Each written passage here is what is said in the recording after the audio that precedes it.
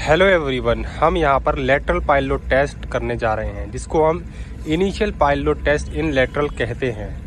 तो ये lateral test इस पाइल पर हो रहा है। इसका डाया हमारा 1000 mm है और हमारी इसकी डेप्थ 25 मीटर है। तो हम यहाँ पर लेटरल टेस्ट करने जा रहे हैं, जिसका सेफ लोड 10.2 मेट्रिक टन है और इसका टेस्ट लोड 25.5 मेट्रिक टन है।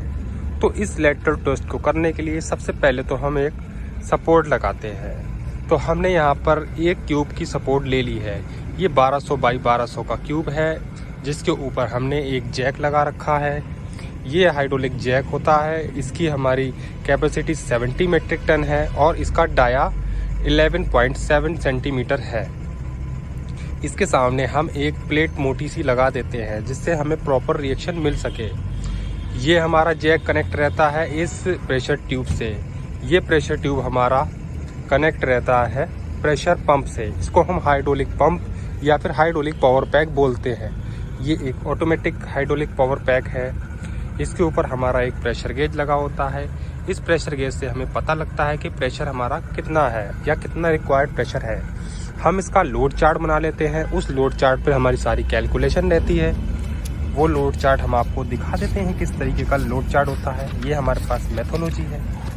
तो यहाँ पर हमारा लोड चार्ट है, आप देख सकते हैं किस तरीके से हमने कैलकुलेशन कर रखी है। तो सेम इस तरीके से हम इस पर लोड देते हैं। जो भी हम पाइल पर लोड देते हैं वो पाइल की अपोजिट साइड में उसका डिफ्लेक्शन आ जाता है। तो उस डिफ्लेक्शन को रिकॉर्ड करने के लिए हम 2 डायल गेज इस तरीके से लगाते हैं, जिसकी बीच की डिस्टेंस 30 सेंटीमीटर होनी चाहिए। इसके ऊपर हम एक डेटम बार लगा देते हैं। ये डेटम बार रिजिड डेटम बार होता है, जिससे हमारा डिफ्लेक्शन पता लग जाता है कि हमें डिफ्लेक्शन कितना आ रहा है। आप डेटम बार देख सकते हैं किस तरीके से हमने इसको लगा रखा है। तो इस तरीके से हम इसको टेस्ट करते हैं। इस टेस्ट करने का प्रोसीजर जो है वो सेम है। वो हमारा 20% सेफ लोड का हम एक लोड डालते हैं। तो इस तरीके से हमारे टोटल 12 लोड हो जाते हैं। तो इन लोडों को हम एक इंक्रीमेंट आधे घंटे में देते हैं, अकॉर्डिंग टू IS 2911 पार्ट 4 2013 के हिसाब से। और हर आधे घंटे में हम एक लोड डालते हैं। और पहले हम लोड डालते हैं, रीडिंग ले लेते हैं। उसके बाद में आधे घंटे बाद हम चेक करते हैं कि कितना मेंटेनिंग डिफ्लेक्शन आया। उसको हम चेक करते हैं कि वो 0.1 mm से ज़्यादा तो नहीं है।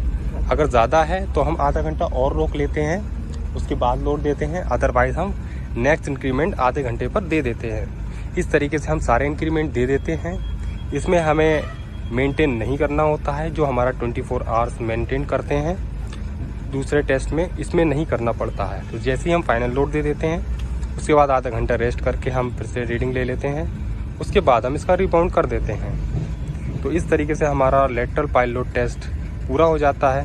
तो thanks for watching and have a nice day.